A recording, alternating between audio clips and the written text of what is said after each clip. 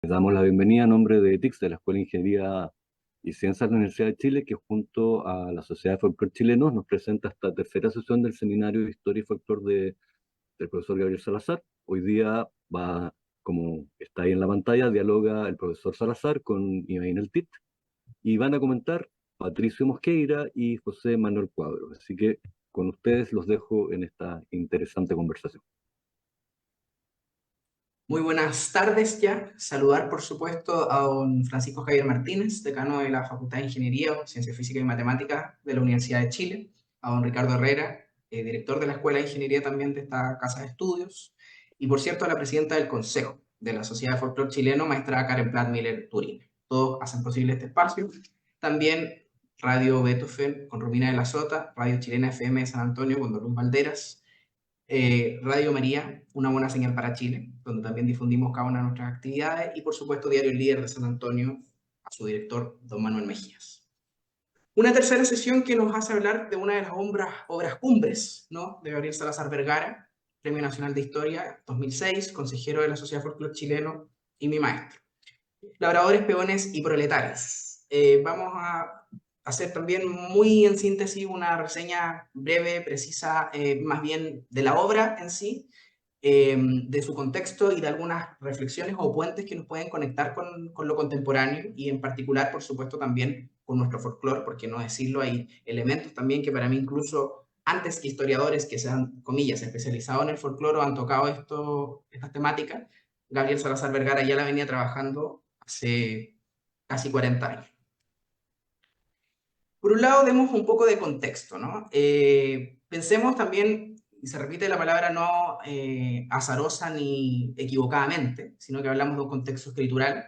Esta obra también es parte de un capítulo de la tesis doctoral del profesor Gabriel, que fue en la Universidad de Hull, en Inglaterra, ¿no?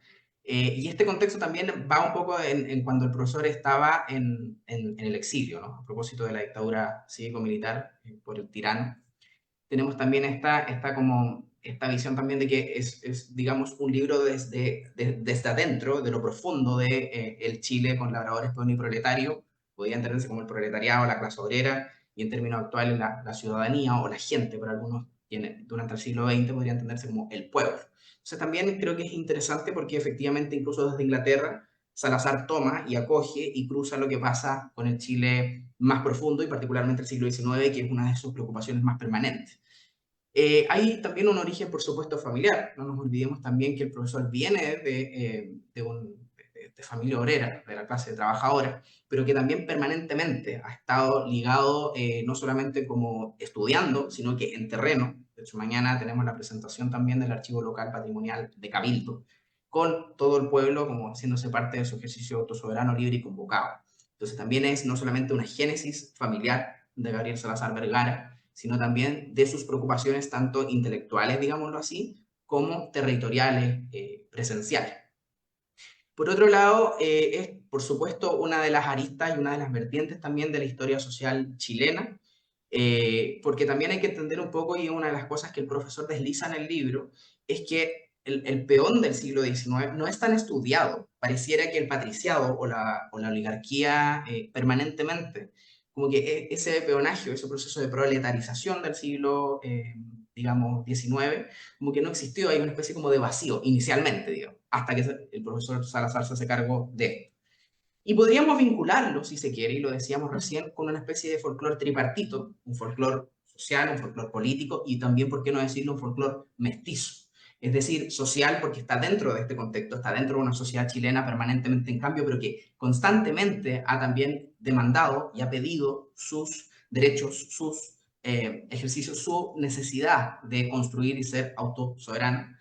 Por otro lado, también político, porque se articulan y se trabajan distintos elementos también desde ese folclore. Por ejemplo, vemos también la Sociedad Protectora de Obreros del Cerro Cordillera en Valparaíso, y vemos también, por ejemplo, guitarras, vemos mandolinas, vemos música. Eso también es un folclore político, o sea, los himnos, los gritos. En ese tiempo creo que pancarta hubiera sido un poco más contemporáneo, pero hay también una vinculación, podríamos decir, con ese folclore político. ¿Y por qué no decirlo con un folclore mestizo? Porque no nos olvidemos que Chile también ha sido un país que ha estado permanentemente construido y apoyado y atravesado también con migraciones. particularmente por ejemplo, a Valparaíso, que esta fotografía perteneciente al Museo Histórico Nacional y a su archivo fotográfico patrimonial. Damos los saludos públicos a Carolina Suárez Navar, siempre por su gran colaboración encargada de esto. Una de nuestras imágenes favoritas, porque también incluso se ve el trabajo no solo de los compañeros, sino que también de las compañeras, mujeres, niños, había también un trabajo colectivo, ¿no? Ahí un tema familiar que podríamos comentar.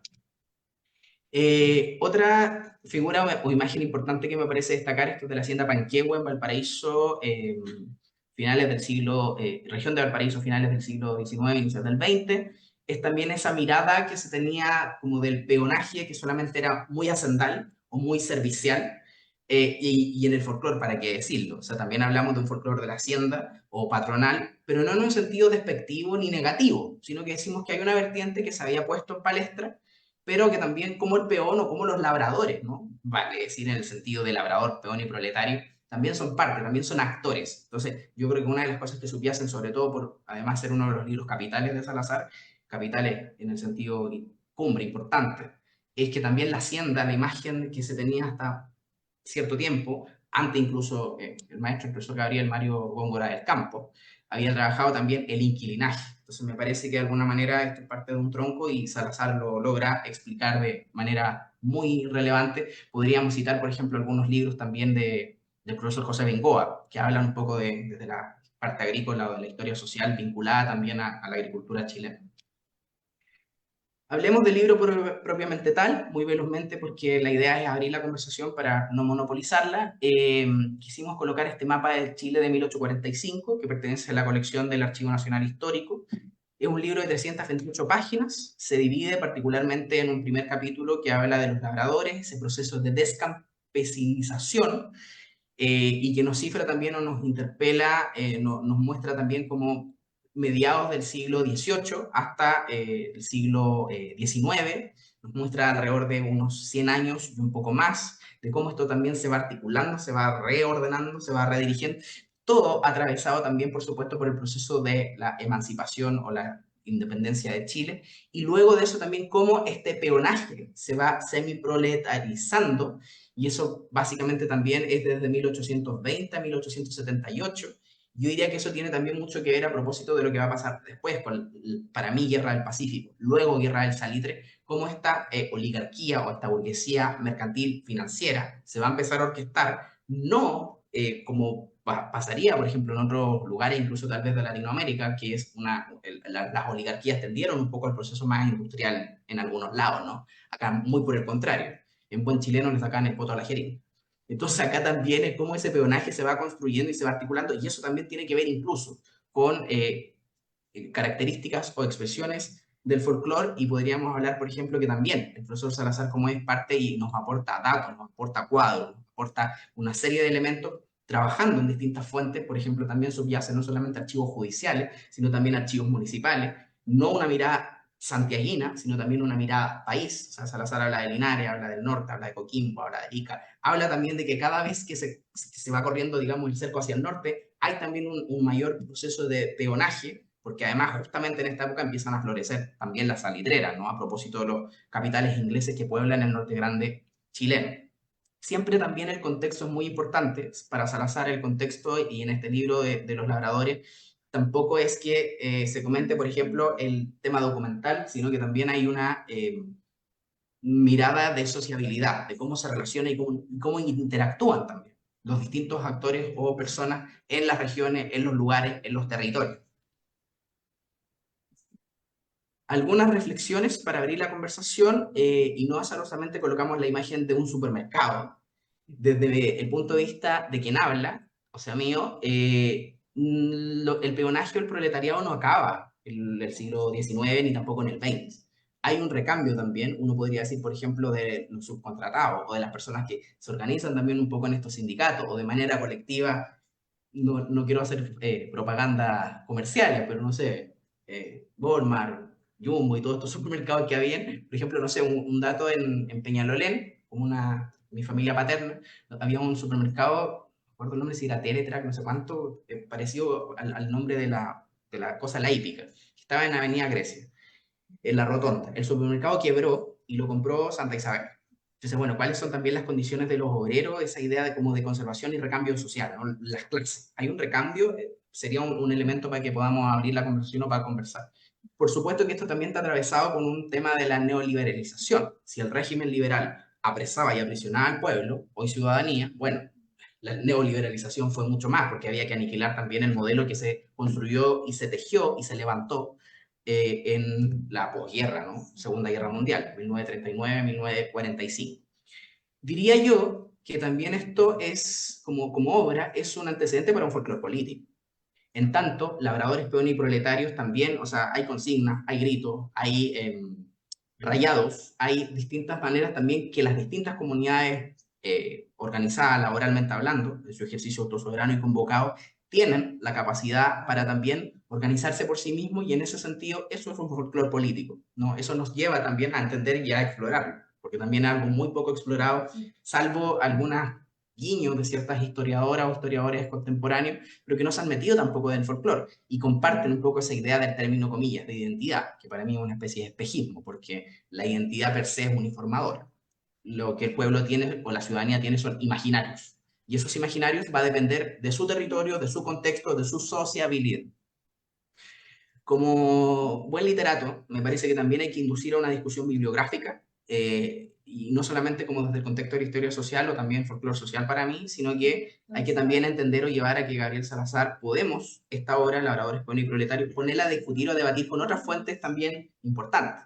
Esa fuente importante, por ejemplo, puede ser Baraja de Chile, de Oreste Plat, un libro para mí de crítica social no es tan, o sea, son todos importantes los libros de Oreste, del folclorólogo, pero no es tan recopilatorio, sino que también apunta o trabaja como con una mirada más de crónica, más incluso narrativa, pero de crítica. Es un libro que tenemos que darle un par de vueltas, no leerlo solamente una vez. Y entonces eso puede tener que converger también con clases sociales o distintas miradas de los sujetos populares que Oreste trabaja, en las condiciones también de cada contexto y cómo eso se implementa.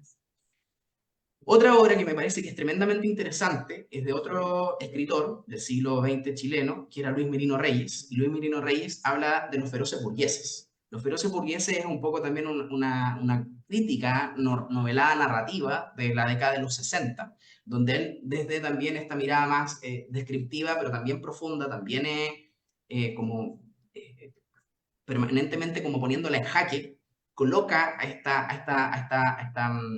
burguesía, a esta clase social alta, digamos, sin ser peyorativo dentro del siglo XX, pero también cómo se vincula con los sectores populares y, por supuesto, con la bullante, para mí todavía clase media. Y por otro lado, una reflexión también que me parece interesante, cómo también influyen las migraciones, hoy por hoy. Porque también, a propósito, no solamente estoy pensando en migraciones territoriales o latinoamericanas, que son muy válidas y necesarias, sino también porque en el libro Salazar desarrolla y desliza que las migraciones también de la clase obrera, por ejemplo, cuando van hacia el norte, ¿no? Cuando van a la salitrera, o cuando migran, por ejemplo, a un puerto, buscando mejores oportunidades, qué sé yo, que era un poco la frase cliché del siglo XX, ¿no? Pero también eso en el fondo cómo se va conjugando y se va materializando para entender que esta clase obrera también ha migrado y que bueno, después en la dictadura se va a ocupar el término gente y actualmente ciudadanía, ¿no? O pueblo ciudadano en algunos casos. Bibliografía, me parece ahí después podemos también ir comentando, yo voy a aportar, pero quería darles una especie de mirada como lo hemos hecho en las 3 sesiones anteriores. La portada de Baraja de Chile la pueden descargar también en memoriachilena.cl. Recomiendo este libro porque con el profe Gabriel igual hemos estado también dialogando un poco de él, que es muy distinto al de Oreste Plat y es el primero ya como de un folclore más grueso, ¿no? En términos ya más concretos, pero con una narrativa y una mirada de Oreste muy distinta a lo demás, e incluso, ¿por qué no decirlo? Si trabajó los sectores populares también desde una mirada progresista adelantada para su tiempo. Correo por cualquier cosa, duda, consulta o pregunta. Entonces, bueno, esto un poco de manera como muy introductoria para abrir la conversación. Y desde ese punto de vista, presentar, por supuesto, como siempre, al profesor Gabriel. Muy bienvenido. Al panel también que vamos a estar con ellos, que ya igual Andrés los presentó, en breve vamos a estar conversando. Tanto Patricio Mosqueira, quien es subdirector y coordinador también de la Posada del Corregidor, historiador también, y por cierto José Manuel Cuadro, que también es licenciado en Historia y director de la Sociedad de Folclore Chileno. Profesor Gabriel, muy bienvenido. Creo que he reseñado un poco bien su libro, pero también, por supuesto, siempre es muy relevante que usted nos comente desde su visión, desde su mirada y también cómo lo podemos entender, ¿no?, en el presente. Bueno, hola, buenas tardes a todos los presentes.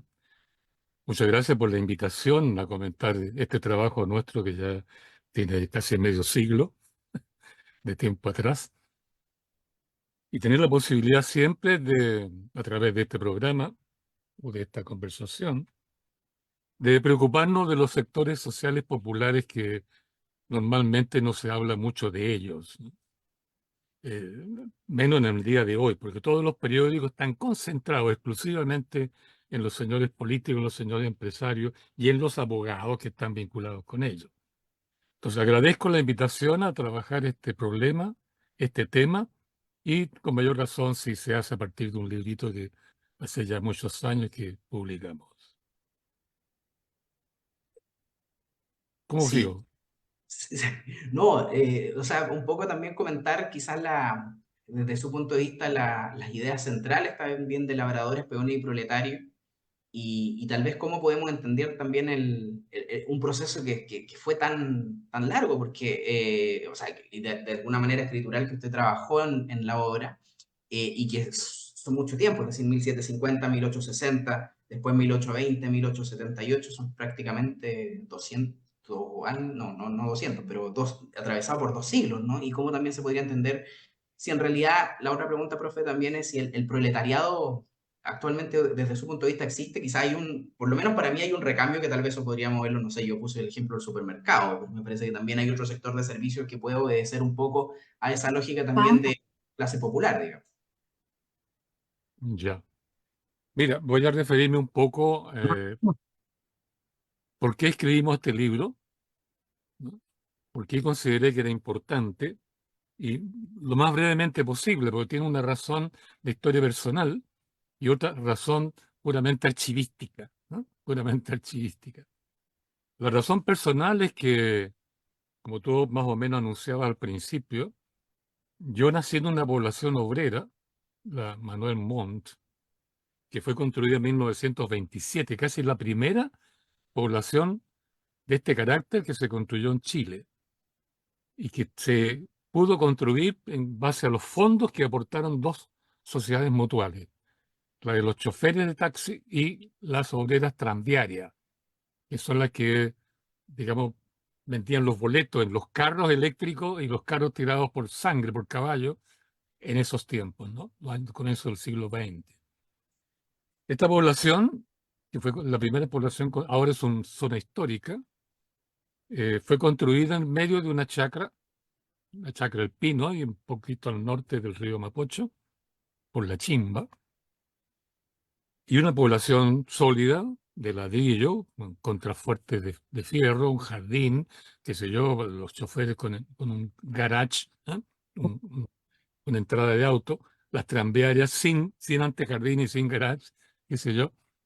Eh, el punto es que esta población, al construirse en el centro de una chacra, dejó hacia el poniente, hacia el sur y hacia el norte, ¿m? Sitios eriazos, potreros, como le decíamos. Y ahí se fue instalando progresivamente, más o menos, después que yo nací, como en el año 1938, por el 39 en adelante, callampa, poblaciones callampa. Entonces nos fuimos rodeados rápidamente por los tres costados de la población nuestra, digo, el norte, el poniente y el sur, por poblaciones callampa, una densa población callampa. Y en esa población callampa había de todo, gente profesional, habían constructores que construían ahí su callampa con ladrillo y todo, bien hecho. Había gente que no tenía nada, habían pordioseros, habían prostitutas, habían ladrones, habían de todo, ¿no? Todo lo que podría llamarse la población marginal, el subproletariado, o como se decía antes en nuestros tiempos, el bajo pueblo, ¿no? El que no vive en pueblos, sino que en los márgenes, en el campo o en los suburbios. Por eso yo nací, crecí, tuve 20 años viviendo ahí, rodeado de bajo pueblo. gente pobre, todos los tipos de gente pobre que te puedes imaginar. Gente trabajadora, obreros industriales, pero también, como dije, ladrones, prostitutas, vagos, borrachos, había de todo. Y imaginen, yo iba al colegio y tenía que atravesar, porque la población nuestra, para estas poblaciones, Cayamba fue como la plaza para ellos. Como teníamos veredas bien hechitas, qué sé yo, y árboles grandes, frondosos, toda esta gente se iba a solazar ahí en la esquina de nuestra casa, que era la calle más ancha, digamos, ¿no? Y se quedaban ahí todo el día y a veces a dormir todas las noches. Entonces yo tenía que ir a la escuela, tenía que cruzar toda esta gente que estaba al lado fuera de mi casa, atravesar la callampa para llegar finalmente al colegio.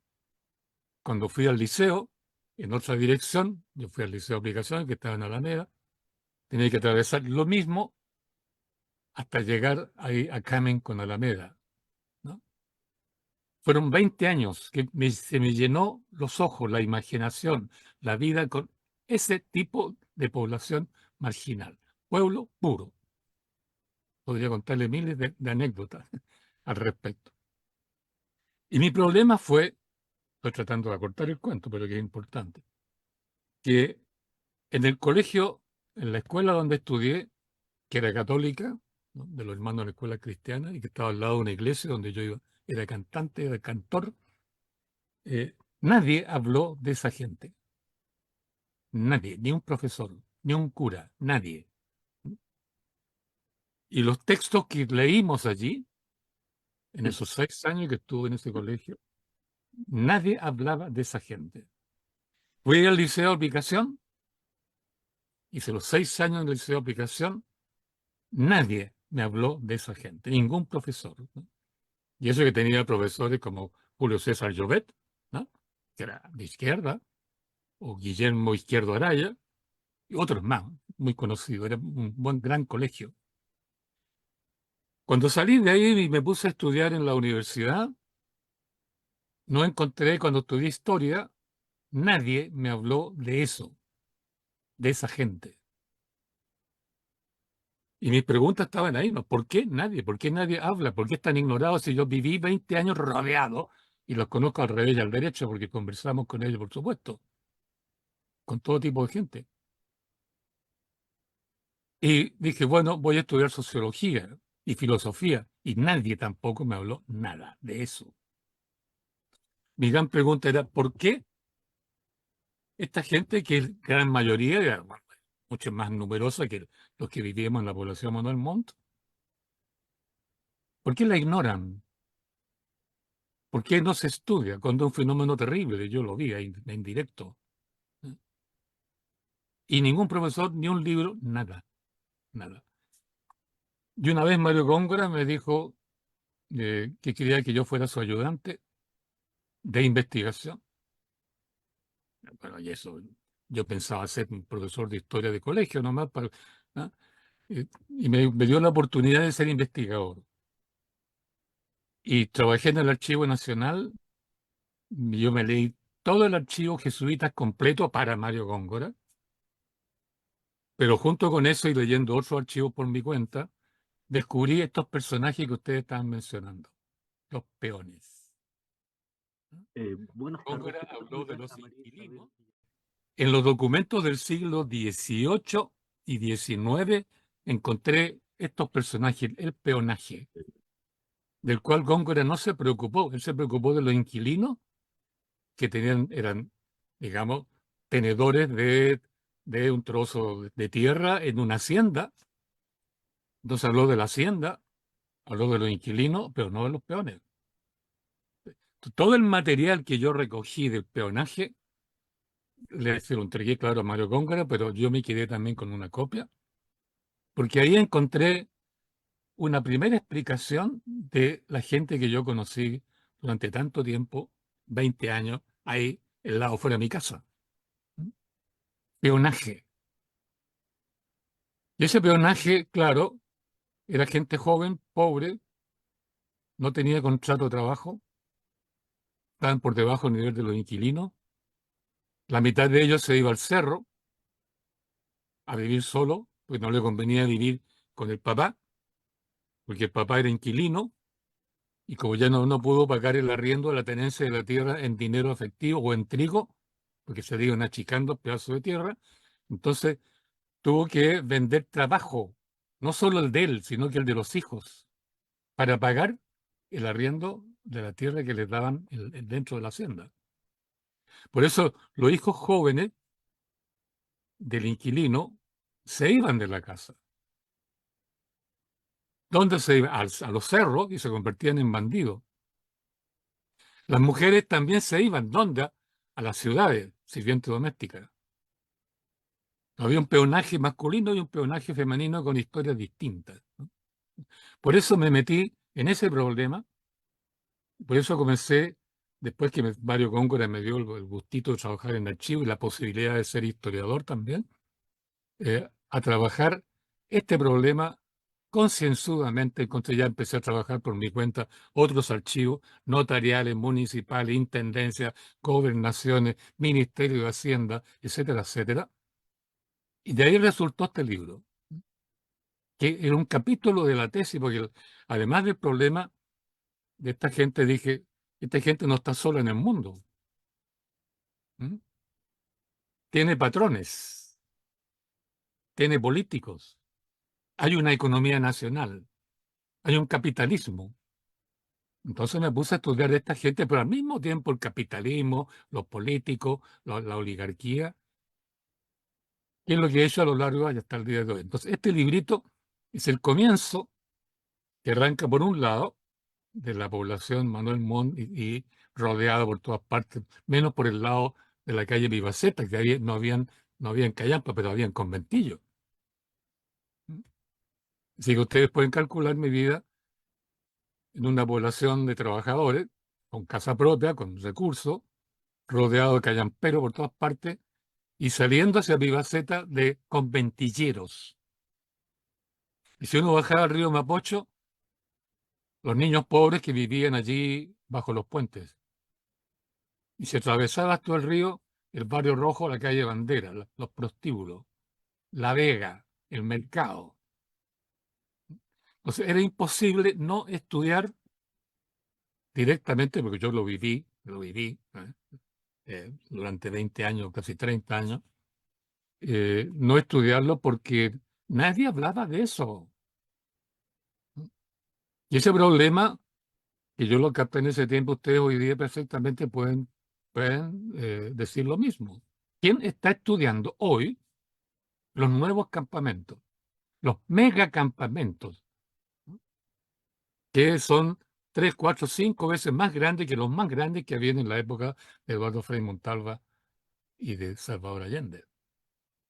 Entonces, es un problema, la masa marginal, el pueblo mestizo, te fijas, el subproletariado, el bajo pueblo, como queramos llamarlo, el lumpen, como decían la gente de izquierda en otro tiempo, el populacho, la chusma. Por eso yo creo que son temas vigentes y por eso que este libro puede ser un buen pretexto no solo para hablar del libro, sino del problema en su profundidad. Eso, maestro, en primera instancia.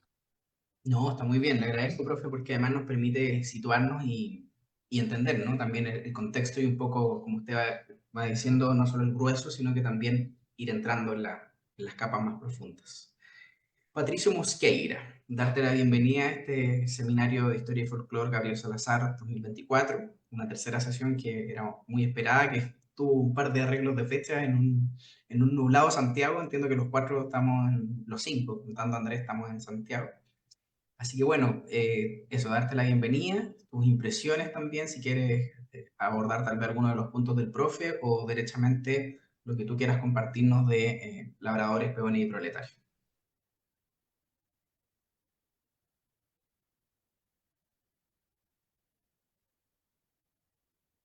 Está silenciado.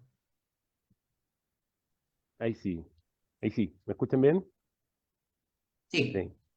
Oye, antes que todo, muchas gracias por la invitación a esta convocatoria, ¿cierto? De poder hablar este tema que no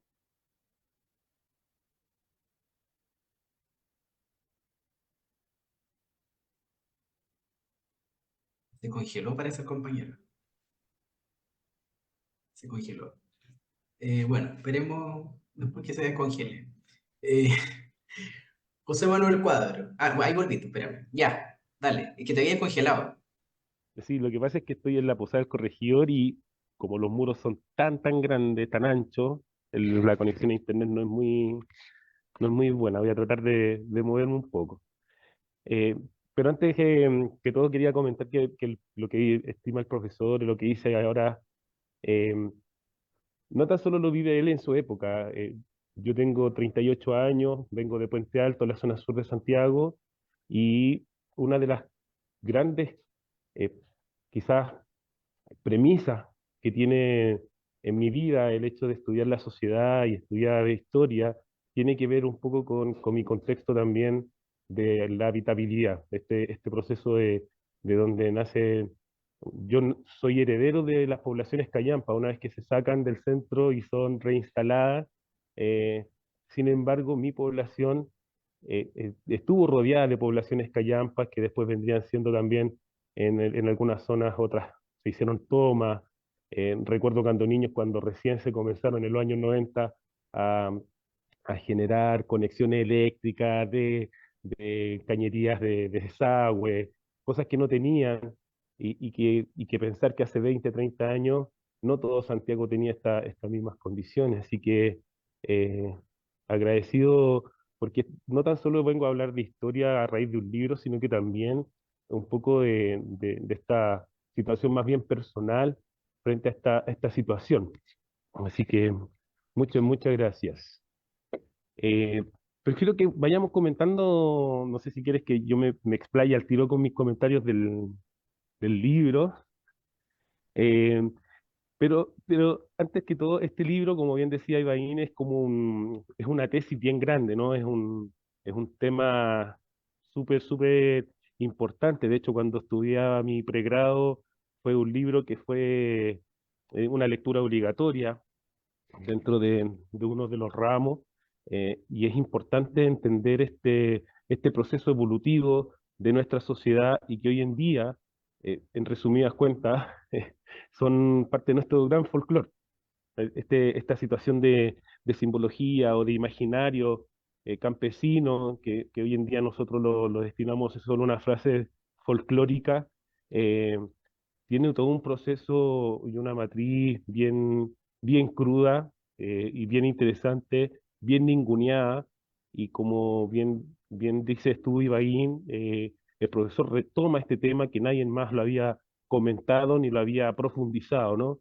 Así que eso es un gran, digamos, una gran base historiográfica para poder comenzar a dilucidar en nuestra sociedad actual. O sea, de hecho, que yo esté invitado a esta reunión no tan solo tiene que ver, a esta charla, este comentario de libro, no tan solo tiene que ver con una perspectiva de mi profesión, sino que más bien también se traduce en lo que yo trabajo, que es la posada del corregidor, que en resumidas cuentas, cuando uno lee el completo del libro, eh, tiende un poco a pensar en este resumen o sincretismo, digamos, cultural, de expresiones, de mucha simbología, esta situación de sociedades donde un río hacía totalmente divisorio y distinta la forma en que nos enfrentamos, o cómo se organiza, o cómo se distribuye, y cómo se trabaja la población, la ciudad y algunos u otros lugares. En el caso del campo, pues posteriormente con el proceso de industrialización, y donde se va a ir ampliando este gran Santiago y nuestro gran país. Así que eh, eso por ahora. No sé si quieres que continúe Yo creo que sería bueno escuchar un poco las palabras iniciales de José Manuel y ahí quizá abrimos la conversación de una manera más horizontal más, y más democrática lúdica, para ¿sí? todos. José Manuel Cuadro, Muchas, muchas bienvenido. gracias por el pase, Ibai. Y bueno, agradezco la invitación que me extendieron hace ya harto tiempo y saludo especialmente al profesor Salazar y también a Patricio y a Andrés. Yo creo que aquí 3 personas estudiamos historia. Obviamente yo soy muy nuevo en esto, soy potrillo, salí hace un par de años nomás. Pero yo creo que si uno tuviese que definir libros de lectura obligatoria en el estudio de la historia, para el siglo XIX está Fisionomía Histórica de Jaime Aguirre, para la historia institucional está el ensayo histórico de Mario Góngora, y para la historia social de Chile está este libro que estamos comentando. Yo creo que se inserta en esa tradición de libros que uno no puede prescindir. Por eso es tan relevante y faltarían seminarios para desglosarlo y hacer las diversas alteridades que uno quisiera.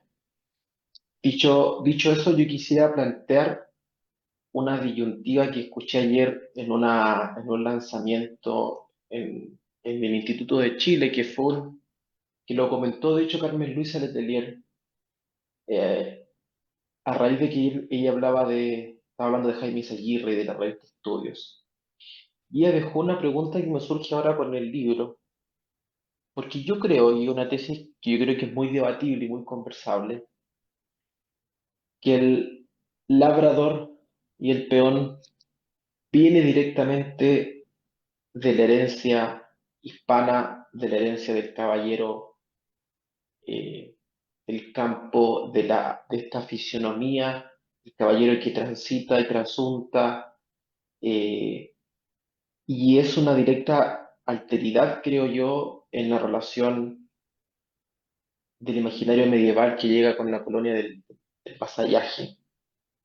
No así el proletario, puesto que todos sabemos el proletario es el origen con la revolución industrial y la modernidad liberal, ¿no? Entonces creo que estos personajes propios del campo chileno y también del campo latinoamericano, quizá ahí el profe me puede corregir, ¿no? Tienen presente un etos muy hispano que tenemos que actualizar hoy en día, al 2024. ¿Por qué digo actualizar? Porque así como el caballero, como digo, dio paso a estos personajes del campo chileno y la modernidad dio paso al proletario, sí también, no sé si lamentablemente, pero sí lamentablemente, se ha dado paso hoy en día a una nueva figura de otros caballeros que es el gentleman, el business, o los que vimos en gobiernos anteriores, los yes man, que yo prefiero más a los caballeros porque prefiero más el vasallaje. No me caso con la figura del hombre norteamericano. En fin, creo que dejé varias premisas instaladas. Eh, comparto lo que dijo el profesor al final en torno a que hay un trabajo del imaginario de la persona misma que hay que actualizar en estos tiempos. Hablamos de los sujetos migrantes en cuanto a políticas públicas, pero no lo conversamos en cuanto a la comprensión cultural y social del sujeto, que es otra realidad, o sea, viven en campamentos que son totalmente diferentes a los de los 60, de los 70, incluso de los 80, incluso de los 90, son totalmente diferentes y no nos hemos sentado a hacer esa comprensión. Yo diría que es una comprensión antropológica, histórica, y los choques culturales que se dan también con el sujeto popular propiamente chileno que aún existe y que la política en algún momento creyó que ya no existía con la modernización de la transición chilena. Eh, Hasta ahí mis comentarios iniciales. Creo que tenemos varias premisas con las que podemos conversar hacer un debate histórico bien interesante. Muchas gracias. No, está muy bien. Son tres ángulos distintos pero complementarios al mismo tiempo.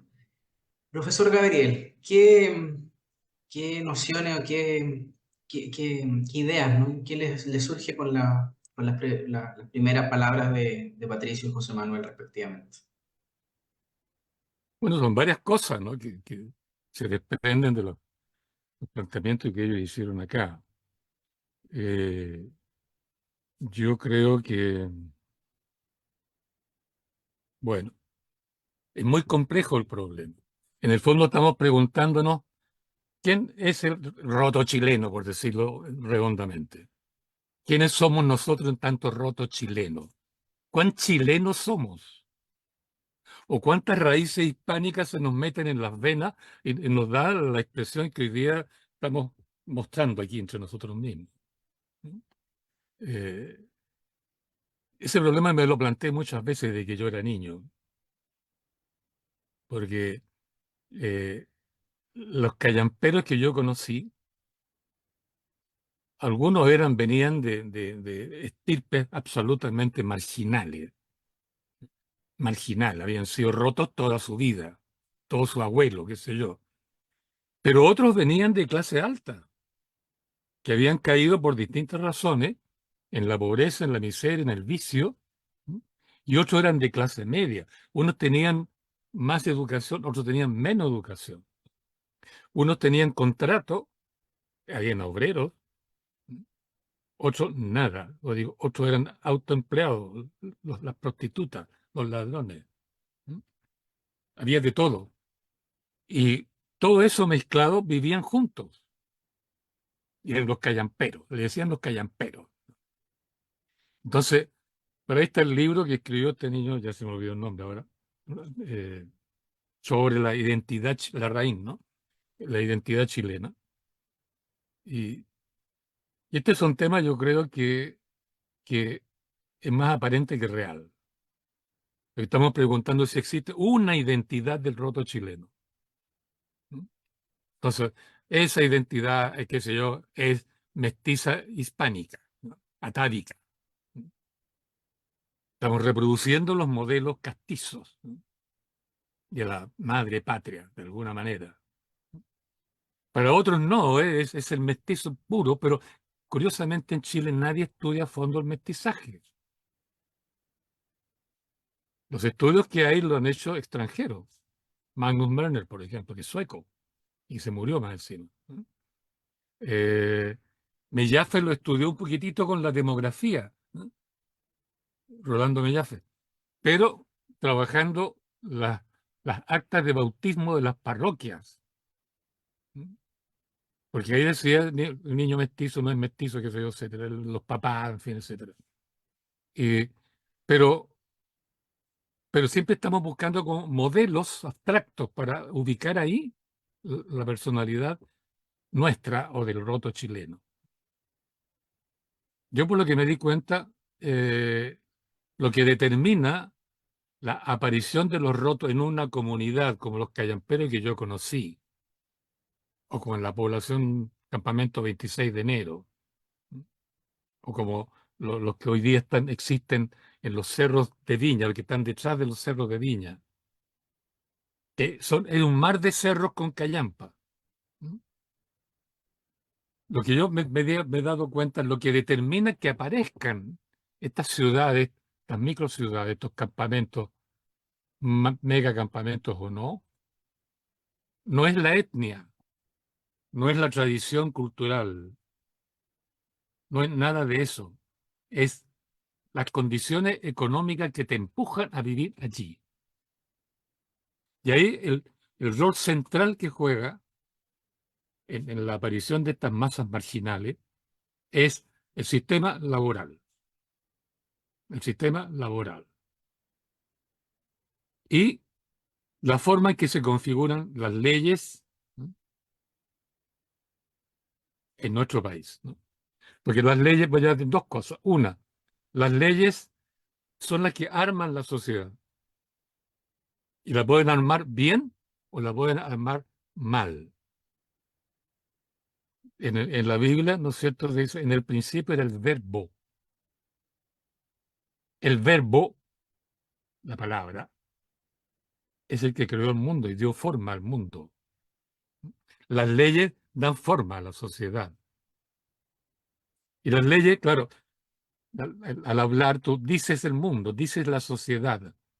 Pero tú puedes decirla bien o mal, o sea, puedes bendecir o maldecir una sociedad.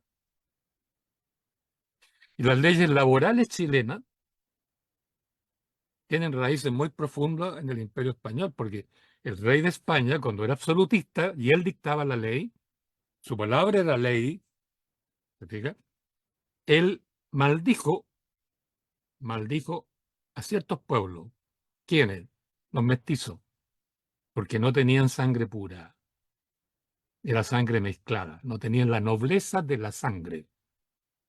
Entonces esa gente era de inferior calidad y el rey dictó leyes y edictos por el cual los mestizos no podían celebrar contratos, no podían tener contrato con el ejército, no podían ser soldados con el presto, o sea, con el salario que se le pagaba al soldado. No podían ser curas, no podían ser monjas, no podían ser encomenderos. O sea, esa ley excluyó a los mestizos de la sociedad en muchos aspectos importantes. Entonces, ahí daba lo mismo la etnia. Porque claro, la etnia misma no existía porque era sangre mezclada, sangre sucia. Incluso los negros eran más definidos por las encíclicas papales y por los reyes que el mestizo. Los reyes maldijeron a los mestizos, y eso quedó hasta el día de hoy. Maldijeron a los guachos por no ser hijos de un matrimonio consagrado por la iglesia. Y los excluyó también de un montón de cosas. Ser guacho era de una calidad inferior, hasta el guacho Higgins, el guacho Riquelme, ¿verdad? Los herejes, los que pensaban distintos, malditos también, etcétera, etcétera. Hay como 7 pueblos malditos por la ley. Y eso significaba, estos 7 pueblos, cuando la ley maldice, te excluye de la sociedad y te queda en el margen. Por eso, ¿por qué hay tanto? La masa marginal no muere nunca. Porque las leyes son malditas, maldicen todas las leyes chilenas. Porque llevamos 11 intentos por darle a Chile una constitución que hasta el momento no hemos logrado. Porque todas las leyes han maldito a la misma gente. A la misma gente. Por eso la masa marginal atraviesa toda la historia de Chile y sigue ahora más grande que nunca. Por eso los campamentos hoy día son 3 veces más grandes que en la época de Allende. Otra cosa, el déficit de vivienda de hoy es 3 veces más grande que en la época de Allende. En la época del presidente Frei de Allende, el déficit de 500.000 viviendas. Los últimos informes que yo leí de la Cámara Chilena de la Construcción es que hay 1.500.000 chilenos, más o menos, que viven hacinados, que son allegados, que no tienen casa, que viven en la calle, en situación de calle, como se dice ahora elegantemente, ¿sí? Y es masa marginal, es peonaje, es bajo pueblo. ¿Sí? ¿Y qué dice el Código del Trabajo? Hoy día el Código del Trabajo, recordemos que Chile recién tuvo un Código del Trabajo a partir de 1931. Antes no hubo, o sea, el trabajo estaba enteramente dependiendo de la voluntad del patrón. Por tanto, el contrato era precario, dependía de la voluntad del patrón, y de ahí la masa popular, marginal, subempleada, autoempleada, ladrona, marginal, qué sé yo, etcétera. Y hoy día estamos con el mismo problema. Leí hoy día en Mercurio. La mitad de los titulares tienen que ver con la delincuencia, que mataron aquí, que mataron al otro, que los narcotraficantes, que el presidente no dijo nada, qué sé yo. Más encima, los más grandes abogados de Chile robando como locos, los más grandes empresarios, 270.000 millones de dólares, ¿ya? Contra el fisco, ladrones por arriba y por abajo, por todas partes. ¿Por qué? ¿Por qué? ¿No? Entonces, bueno, el roto chileno no es cuestión ni de herencia hispánica, no es cuestión tampoco de etnia, es cuestión de cómo la ley te trata, cómo los que hacen la ley te tratan. ¿Y por qué diablos llevamos 11 intentos por darle a Chile una constitución? Porque nunca hemos hecho nosotros una constitución. Y los políticos se dieron el gusto, la última, la undécima, se dieron el gusto, igual que los cardenales, se reunieron en un cónclave, nadie más podía asistir ahí, secreto, y entre ellos iban a dictar una que felizmente la rechazamos. O sea, el problema sigue ahí mismo. Los malditos de siempre, con distintas maldiciones, pero no siempre es la misma. Ya no está la Inquisición. No está la Inquisición, que fueron como 5 siglos, ¿no? No está la Inquisición, pero las leyes igual nos maldicen y no nos torturan, ¿verdad? A la antigua. No hay hogueras para quemar a los herejes, ¿no? Ni puertas con clavos para enterrarle en el cuerpo a los bandidos, ¿no? No, pero te torturan de otra manera. Por eso hoy día tenemos el índice de salud mental deteriorada más grande de toda la historia de Chile. Este es la peor crisis que hemos tenido. Y se están suicidando los niños y los jóvenes a una tasa que es la más alta de América Latina y una de las más altas del mundo. Entonces hoy día un porcentaje, la clase media, la famosa clase media, tú dijiste algo de la clase media como que la tenías ahí como te dijera, la más honesta, honrosa y digna de los ciudadanos chilenos, pues todos los datos, yo los estoy reuniendo todos estos datos, la clase alta está cayendo por grupos, están cayendo por bolsones en la clase media, y la clase media está cayendo por bolsones en la clase media baja. Y el bajo pueblo, los ninis, que ni estudian ni trabajan, los desempleados, etcétera, como pueden obtener empleo precario de repente y tarjeta de crédito, pueden consumir y son clase media baja también. Entonces hoy día la clase más importante de Chile no es la clase proletaria, es la clase media baja. Y tú no la defines por el tipo de trabajo, la defines por el tipo de consumo. Bueno, por eso hablar del roto chileno hoy día no es tan fácil. Y lo único seguro, creo yo, para estudiarlo, porque se reproduce el fenómeno, ya no es la sangre, la etnia, la que se produce el fenómeno. Es, entre otras cosas, pero principalmente el sistema laboral. Fíjate que nadie habla hoy día del sistema laboral. Nadie. Ninguna de las dos convenciones constitucionales se planteó cambiar el plan laboral. Ni siquiera lo mencionaron. Ni siquiera lo mencionaron. Ninguno de los dos textos habla de cambiar el plan laboral. Como que el código del trabajo, todos los códigos son intocables. Fíjate que el código del trabajo del 31 lo redactó un puro señor, Moisés Poblete Troncoso, que era el secretario privado de Arturo Alessandri Palma, y que trabajaba en la OIT con las grandes, digamos, corporaciones capitalistas internacionales. ¿Ya? Y el código del 31 ni siquiera es una ley. No lo discutió ni siquiera los parlamentarios.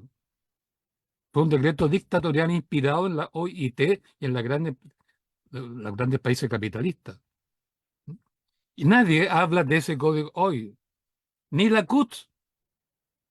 Ellos organizan cursos de derecho del trabajo. ¿Y qué es lo que estudian? Derecho del trabajo. El código, el plan laboral, donde no participó ningún trabajador ni siquiera un parlamentario. Y el código está centrado en el trabajo precario, es decir, el trabajo temporal, que depende de las necesidades de empresa. Esto es exactamente igual que el siglo XIX. Todos somos peones al día de hoy. Hasta los profesores universitarios, hasta los ejecutivos de empresa. Porque ambos los pueden echar sin que tengas tú ninguna posibilidad de defensa. A mí me echaron de la UNCE se tenía contrato honorario, sin aviso, sin carta, sin llamada telefónica, sin correo electrónico, sin nada. Yo estudié 3 carreras ahí en esa universidad, fui profesor titular, ¿m? Hasta que me salí de ahí. Y no, ¿te fijas? Si no hubiera trabajado antes y tengo una jubilación, me habría quedado en calidad de peón en este momento. Bueno, por eso yo creo que no es llegar y hablar de la identidad del roto chileno, del pueblo chileno, del chileno en sí mismo, porque lo único claro que queda es que la gran masa de la sociedad chilena está sujeta a leyes que maldicen, no que bendicen al trabajador medio. Entonces, por eso que hoy día tú no puedes hablar del bajo pueblo, te estás hablando de una clase media baja, todos viviendo de las tarjetitas de crédito, todos con empleo precario. ¿M? Yo estoy casi seguro que los rostros que estoy mirando, que en realidad no veo ninguno en este momento aquí en la pantalla, tienen contratos temporales a honorarios, ¿verdad? Eso. Entonces, por eso es que no es fácil hablar así ontológicamente, del punto de vista de los estudios étnicos, del punto de vista de las tradiciones, que España, que esto, que lo... No, no. Aquí lo que ha mandado siempre en Chile desde el siglo XVII en adelante es el sistema laboral. Por eso es que el mestizaje ya no es un color de piel o un tipo de sangre. El mestizaje es una condición laboral que se autorreproduce y que se confundió con el mestizaje original, ¿no? Partieron siendo mestizos de verdad, ¿no? Cruza entre mujer mapuche y español, pero después fue entre mestizos mismos. Y después ya los cruces ya se pierden, pero el sistema laboral te sigue manteniendo ese mestizaje allí y ahora es absolutamente mayoritario. Todos somos rotos ahora. Bueno, por lo menos el 70-80% de la población. Eso pues. Recordemos que el 1% de los chilenos controla casi el 45% del ingreso bruto chileno. Por eso es que estamos viviendo una época en este país que toca fondo, tocó fondo. Por eso ahora se está notando la pobreza en una pobreza mental, el deterioro mental. Se han hecho estudios al respecto y hace como, ¿cuánto sería? Hace como 4 años atrás se hizo una encuesta respecto de la capacidad lectora de los chilenos y de comprensión de lectura de los chilenos.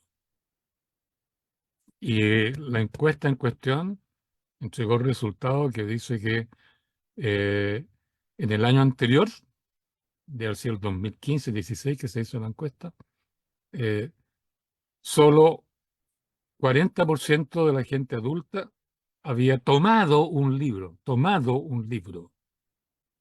¿Mm?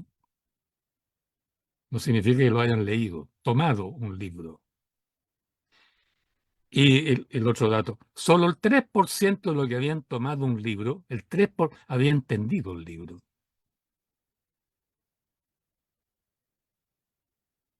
Entonces, por eso que las capacidades intelectuales nuestras para entender nuestra propia situación están severamente lesionadas. Y hoy día manda la depresión, el deterioro de la salud mental, indicios de locura, el suicidio en aumento.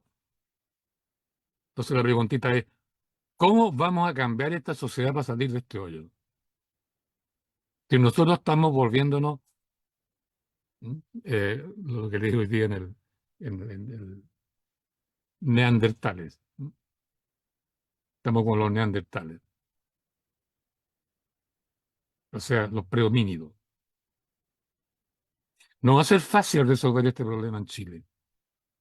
Por eso hay que ser muy preciso qué es lo que vamos a estudiar, cómo estudiarlo, estudiar a fondo, utilizar los conceptos extractos, no confundirse, no meter ambigüedades, para llegar a conclusiones y diagnósticos correctos y propuestas de solución a esos problemas también correctas. Y eso, si no arreglamos la educación, la autoeducación, porque el Ministerio de Educación, ni siquiera el Colegio de Profesores está en condiciones de resolver el problema de educación en Chile. Tenemos que darnos cuenta nosotros del problema y resolverlo nosotros. Por eso es bien importante lo que vamos a hacer en Cabildo, Ibaín. Que la comunidad entera, local y la comunidad escolar entera, quiere preocuparse de sí misma, estudiarse a sí misma, y eso es el único camino posible para construir una ciencia social de nosotros mismos, no una ideología importada de otro país que la hemos probado todo aquí en Chile y ningún resultado. Basta ver hoy día los más ideólogos de todos que están gobernando la crisis. ¿Mm? Y con el dinero que ganan como clase política se visten más elegante que cuando eran seres normales. No entremos en pelambre, pero es así la cosa.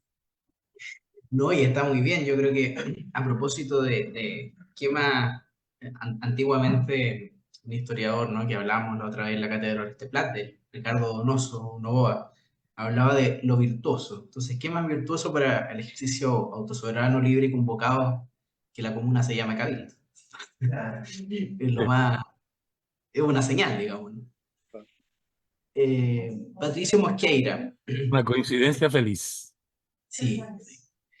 Patricio Mosqueira, escuchar un poco tus comentarios del libro, José Manuel, por un tema laboral, una reunión también que tenía nos hace llegar sus disculpas, pero escuchar también tus comentarios, tus impresiones, también lo que quieras también aportarnos, verte también y que puedas incluso también intercambiar algunas reflexiones con el profesor Gabriel.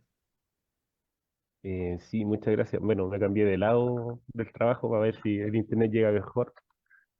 Eh, bueno, como les comentaba, el libro es bien interesante para quien quiera, y ojalá todos tuvieran la posibilidad de leerlo, porque relata muy bien la configuración, no tan solo para entender la situación de dónde nacen los peones, de dónde están los labradores, a quién se les denomina proletarios, sino que más bien en el propio desarrollo del libro es la configuración de la sociedad y de la ciudad, ¿no? Entonces, creo que para poder entender un poco eh, referente a lo que estamos desarrollando, que es el libro de Labradores, Peones y Proletarios, lo que dice el profesor con respecto de la procedencia, ¿no?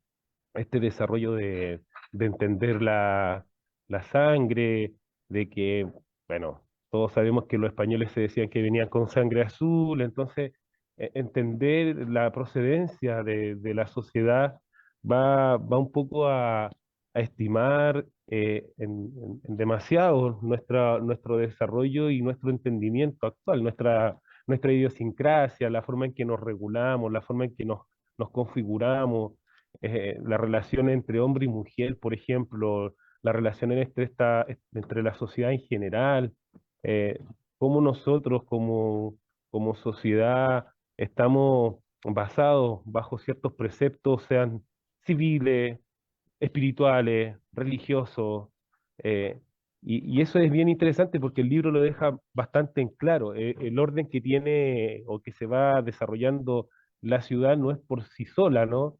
Y tiene que ver un poco en el entendimiento de este proceso de dónde están los peones, de dónde se ubican, de dónde configuran sus casas, de dónde nacen sus ranchos, eh, quiénes son los que se apartan de esta situación de peón, o quiénes son los que se apartan de la situación del proletario y comienza a aparecer el peón. Entonces, es bien interesante porque en el caso particular, cuando yo llevo a cabo este libro y lo veo dentro de mi relato histórico de la ciudad, por ejemplo, es fácil de entender dónde está la Chimba o dónde se ubicaban las Chinganas, por ejemplo, que estaban al norte del río Mapocho, principalmente. Y cuando entendemos que los peones que ya no eran los proletarios que trabajaban en las chimbas, sino que son los peones que se quisieron venir a la ciudad, pero seguían empobrecidos, configuraron algunos barrios. Y finalmente de ahí también lleva a una formación de idiosincrasia de esta herencia, ¿no? De estos barrios. Por ejemplo, en el caso del barrio de La Posada, tiene esta misma línea. Por eso a mí me hace mucho sentido el libro, porque finalmente uno puede entender eh, por qué un barrio tan pobre, tan marginal, dentro de los márgenes de la ciudad, no vivían como vivía la propia ciudad, que estamos hablando a 2 cuadras donde está la Plaza de Armas. Tenían una vida distinta, eh, con antecedentes bien interesantes de cómo funcionaban. También tenían normas distintas. Entonces es bien interesante porque como lo que relata el profesor, tanto en el libro como lo que hace ahora de forma oral, eh, es bien importante. Por ejemplo, cuando dice que la situación económica va a llevar a la situación territorial, bueno, finalmente eso es, po. El libro te va a entregar y el relato te va a entregar estos pequeños detalles que van a poder hacer entender en un grado que no todo estaba desarrollado o directamente basado para que los grandes economistas de la época solamente pudieran eh, mandar a raíz de un estatuto del rey, de monarca, que era el único dueño y rey de todo. eh, Sin embargo, eso va a permitir configurar esta sociedad. En particular, por ejemplo, los barrios que nacen al extremo norte de esta ciudad que está entre la Alameda y el río Mapocho, eh, eh, un poco remiten a esta situación em, de peones que no quisieron seguir labrando la tierra, generando las riquezas del dueño de la tierra o del amo, en esta suerte de esclavitud, como se estableció a principio de la época de la corona y que va ido un poco modificándose con el pasar del tiempo. Comienzan a salir, ahí tratan de un poco eh, generar ciertos oficios. En el libro también aparece el hecho de lo que son los mecánicos agrícolas con el avanzar del tiempo, ¿no? Con estos avances tecnológicos. eh, el peón comienza, ¿cierto?, a tener otra implicancia en la sociedad. em, de hecho, la élite se configura muy bien con ellos. ¿Ah? No es por menor, no es por ello que no estamos tan alejados de estas relativizaciones entre la élite. No se mezclaba con el bajo pueblo, al contrario, la pasaban muy bien. De ahí que son muy ricos esos relatos donde Rodríguez iba a la Chingana o que Diego Portales venía a carretear a la zona de donde estaban las ramadas. Entonces, además venía los días domingos, que era el día destinado al Señor. Entonces era como súper importante entender que la sociedad, mm, si bien eh, se trata de estudiar como cosas apartadas, no siempre están apartadas, sino que van bien de la mano. Y en el libro queda muy graficado, está súper bien, un poco pensado, ¿no? Son 300 páginas de libro, tampoco esperemos que el profesor escriba miles de páginas para un poco entender el desarrollo de la sociedad, que además es súper dinámica y tiene distintos contextos que las van a ir, ese mismo, tengo la misma edición, eh, va a ir un poco eh, entendiendo, ¿no? Haciendo estos nexos, las conexiones para poder entender lo que hoy en día, en día somos.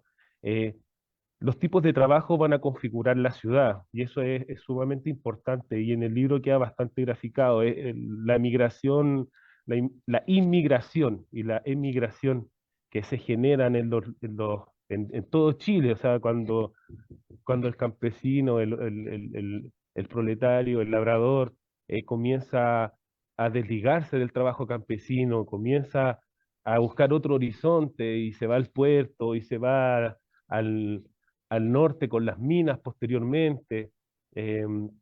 comienza un poco a salir de esta situación esclavizante que existía, porque finalmente ellos trabajaban netamente para el dueño de las tierras, ¿ya? Así que, y con ello también los tipos de contrato, pues, si al final eh, vamos a poder entender que no siempre estuvieron destinados a trabajar solo por sí en el enriquecimiento del patrón, ¿no? O del amo.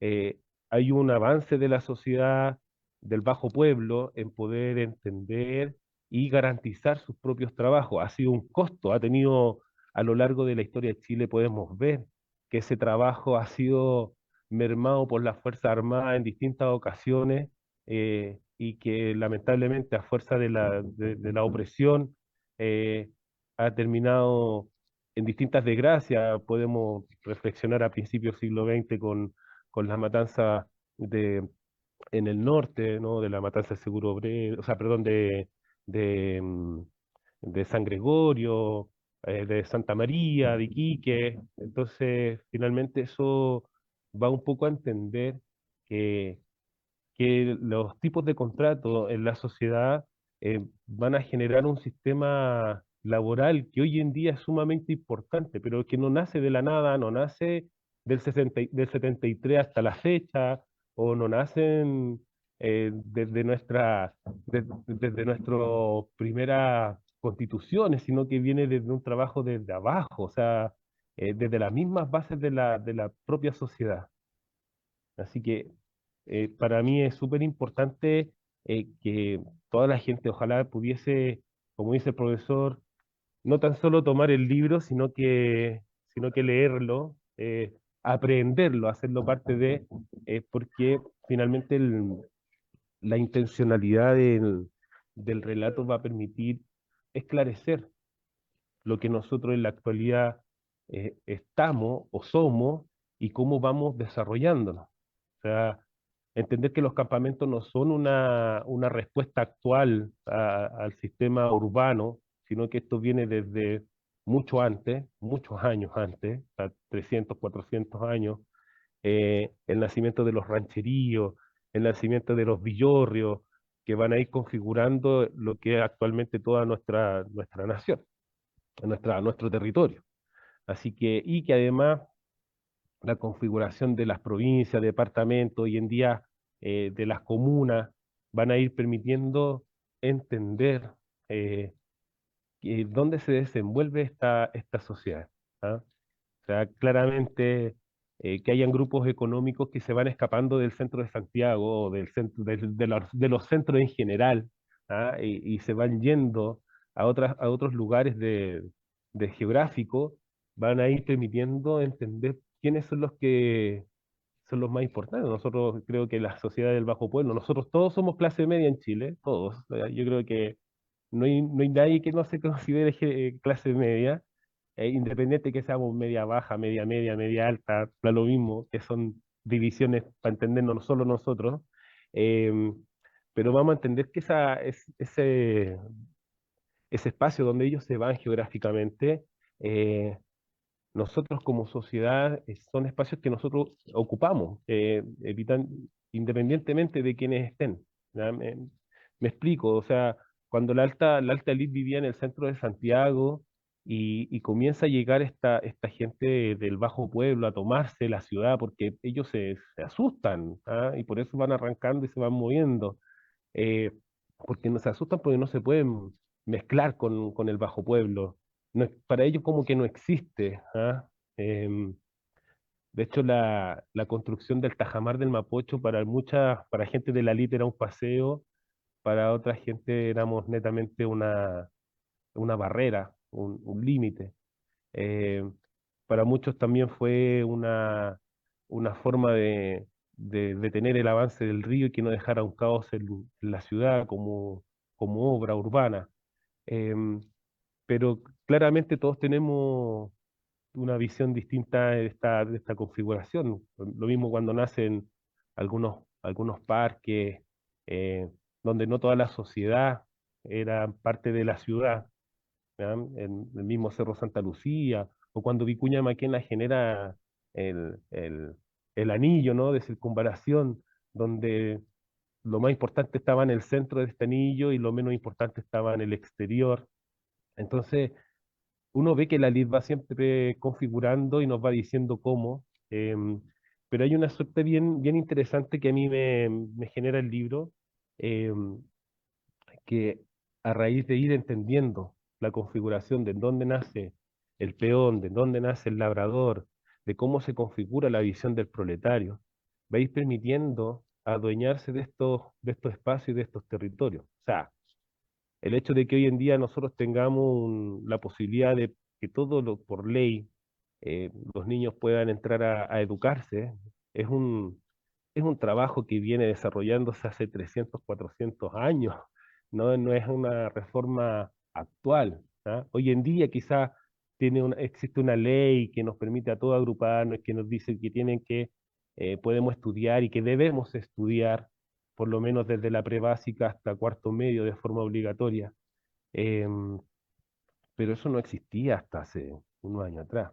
Entonces, creo que estos espacios, que somos nosotros mismos, somos los, somos los hijos de labradores, somos los hijos de los peones, somos los hijos de los proletarios, como bien decía el profesor en un inicio, nosotros somos los herederos y hemos ido configurando nuestra sociedad, pero también nuestra ciudad. ¿Ah? Que esto es súper importante porque, como veníamos hablando de la configuración de las poblaciones callampa, dónde nacimos, de dónde venimos, que son nuestras bases de la vida, eh, podemos entender que estos espacios los hemos ido ganando básicamente a punta de dolor, a punta de olvido, eh, a punta de ninguneo.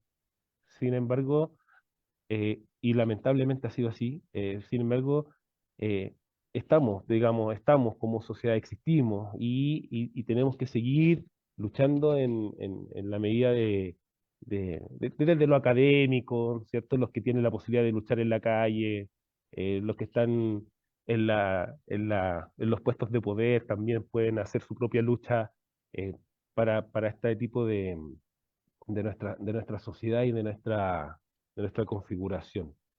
¿Ya? Es súper importante que nada de esto está por sí solo, ¿no? O sea, uno cuando va leyendo el libro va viajando en el tiempo, va hacia atrás, después se acerca un poco más a nuestra fecha, después vuelve hacia atrás, porque es parte de de concretar nuestra propia sociedad, nuestra propia configuración social eh, y de ciudad.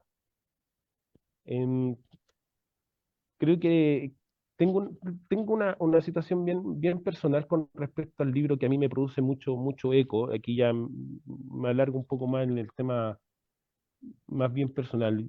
Si como les mencioné, yo vengo de la zona sur de Santiago, sin embargo mi familia paterna viene desde el campo y somos la cuarta generación de Mosqueira en Chile, por lo menos mi generación.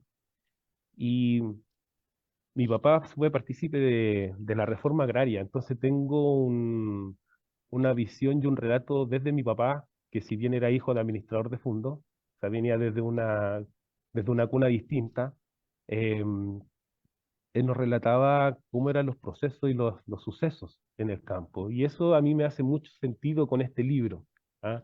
Aquí, que mi papá, que ya no existe en este plano, pero este libro a mí me resume o me trae mucha riqueza personal a raíz de los relatos que señalaba mi papá cuando yo era niño, cómo se vivía el hecho del ninguneo a las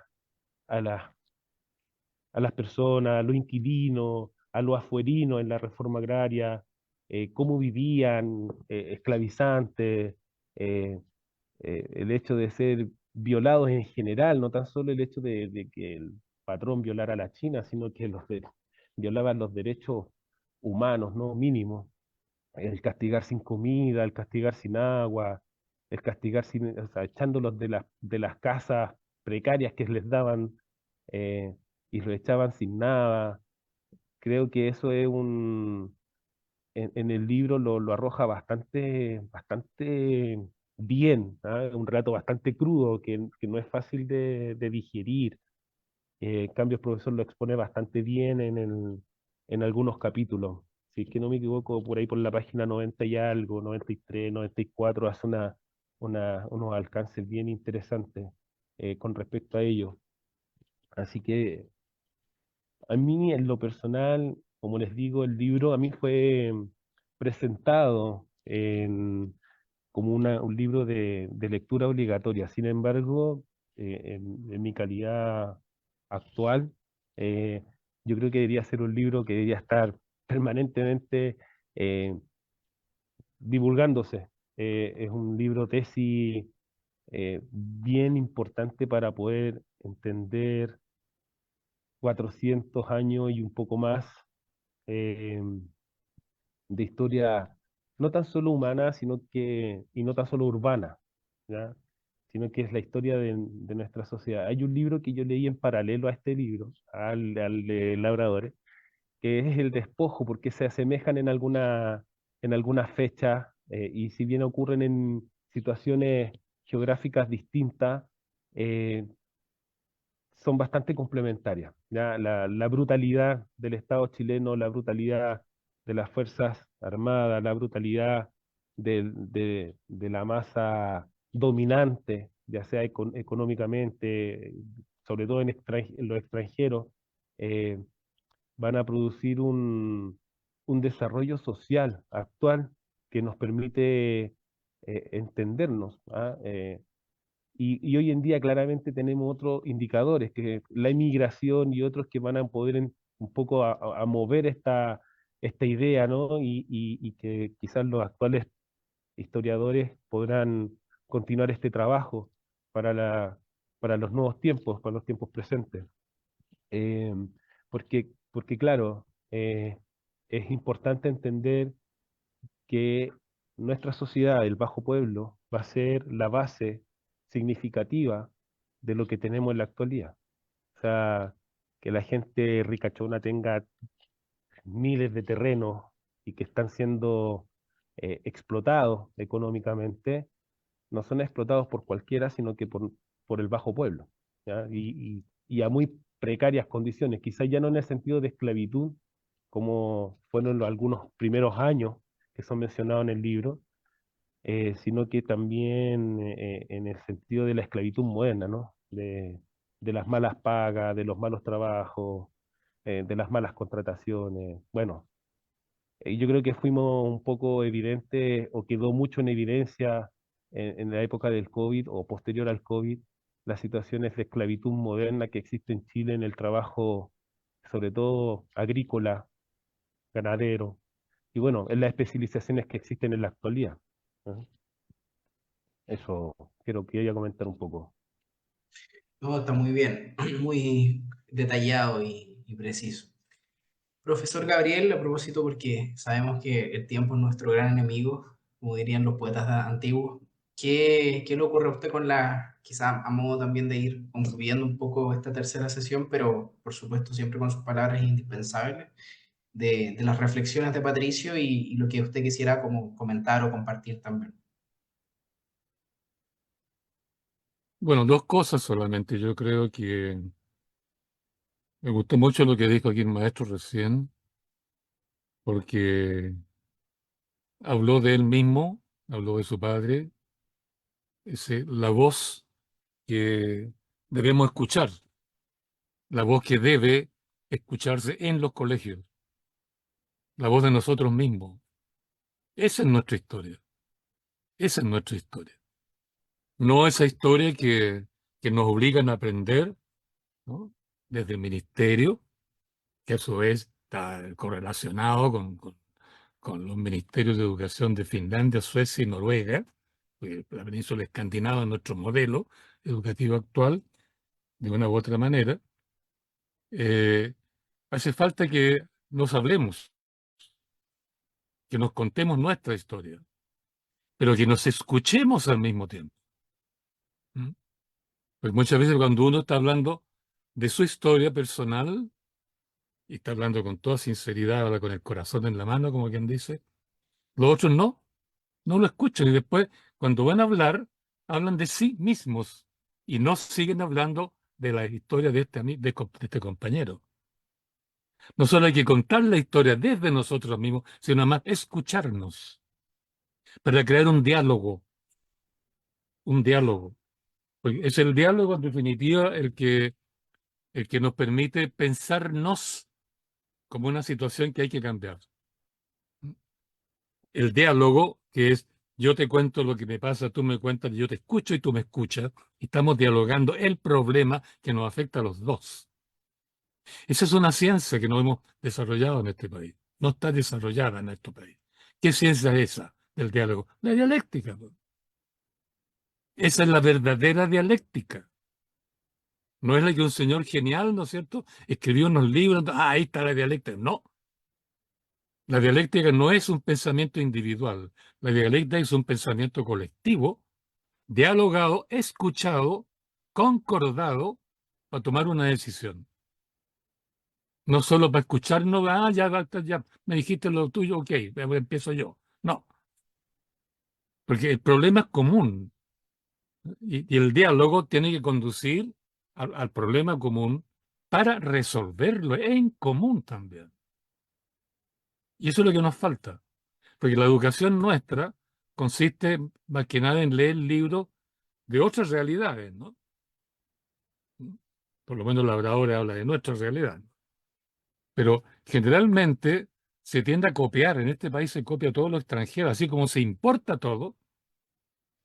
En este momento ya los pobres no son pobres porque tienen todas las cosas que antes no podían tener y las que ahora tienen son todas importadas, todas importadas. Todo este equipo electrónico a través de lo cual estamos comunicándonos es importado. Vamos a ir mañana a Cabildo en automóvil importado. ¿Mm? Este país ya no produce, solo importa. Y si produce algo, es a costa de eliminar la riqueza de la tierra, el territorio, lo que llaman extractivismo. Por eso yo creo que este diálogo que estamos armando acá, y que el maestro que habló antes que yo lo agarró muy bien porque salió de él espontáneamente lo que él siente, piensa y qué sé yo, a pretexto no del libro, que da lo mismo al final, eh, es lo que debe realizarse en todas partes.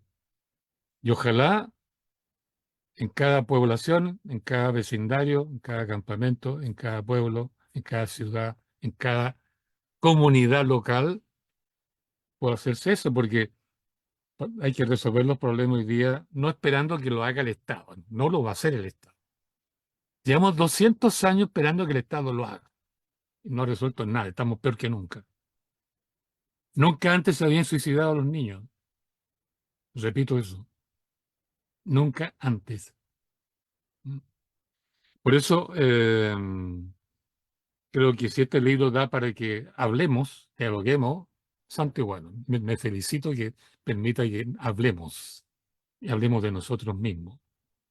Porque la idea de este libro era que justamente hablar de lo que somos, no hablar de lo que el Estado es, y hablar de lo que somos para que cambie el Estado, ¿no? Porque no sacamos nada con hablar entre nosotros para puro copuchar, tomando un trago, un cafecito, pasarlo bien y seguir en la misma. Hay que dialogar para cambiar la realidad.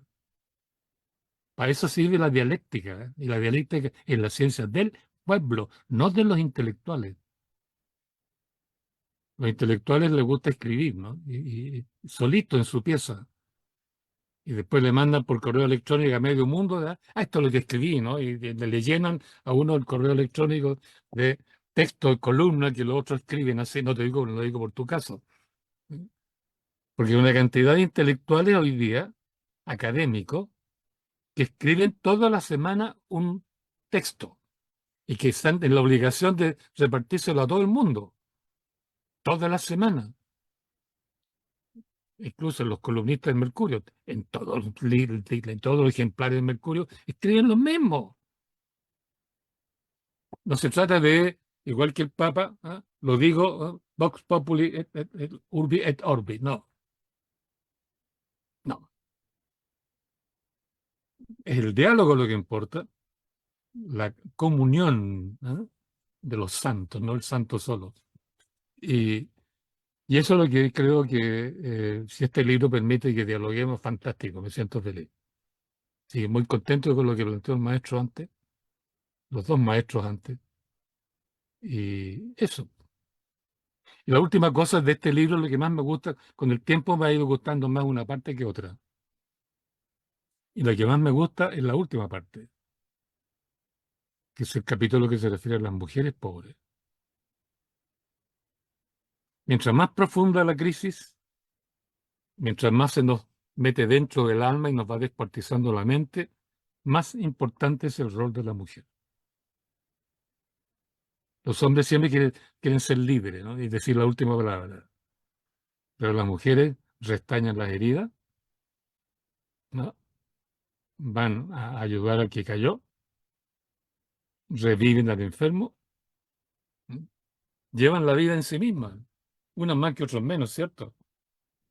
Por eso la última parte del libro, si tú te fijas un poco, eh, permite reconocer el rol que ellas juegan en momentos de crisis. Yo leí hace poco tiempo, y ahí termino, un artículo que escribió una historiadora social inglesa acerca del rol de las mujeres en la Edad Media, en la última parte, o sea, en la Baja Edad Media, ¿no? Y en síntesis, todo lo que ella estudió, una frase: las mujeres pueden ser siempre las principales tejedoras de comunidad. Tejedoras de comunidad. El libro muestra cómo las mujeres tejían comunidad en la Chingana, pero también muestra cómo el sistema agarraba presas a las mujeres, le incendiaba el rancho, repartía los hijos en las casas como sirvientes y las mandaba a la frontera. Por un lado está el rol de las mujeres y por otro lado, cómo el sistema destruye ese rol que las mujeres hacen. Por eso me gusta la última parte del libro, así que la recomiendo. Está muy Eso. bien. Darle las gracias a ambos. Ha sido una jornada muy interesante, muy profunda, digamos, sobre todo en el contexto, en las experiencias lectoras, diríamos, en literatura con mi profesor de tesis, Bernardo Suarcaso. Le mandamos nuestro saludo. Y bueno, para concluir también, dejarlos invitados a la cuarta sesión del Seminario de Historia y Folclore Gabriel Salazar, que va a ser en noviembre, inicio de diciembre, y vamos a definir bien, con un libro que nos lleva a otra área, a propósito de nuestra historia social y folclore, que es El Ejército de Chile y la soberanía popular. Y vamos a estar también en su momento dialogando probablemente de una de las instituciones más polisémicas. En literatura hablamos de lo complejo para hablar de la polisemia en nuestra historia-nación. Darle las gracias, por supuesto, como siempre, a Ethics y a la Escuela de Ingeniería por apoyarnos, y también a profesor Gabriel por acompañarnos en cada una de las sesiones sobre su inacabable legado, trabajo, y también, por supuesto, a el panel que estuvo Patricio Mosqueira y José Manuel Cuadro. A todos que tengan una muy buena tarde y muchas gracias. Muchas gracias. Gracias. Que estén bien. Cuídense. Chao, profesor, que estén muy bien. Chao, chao.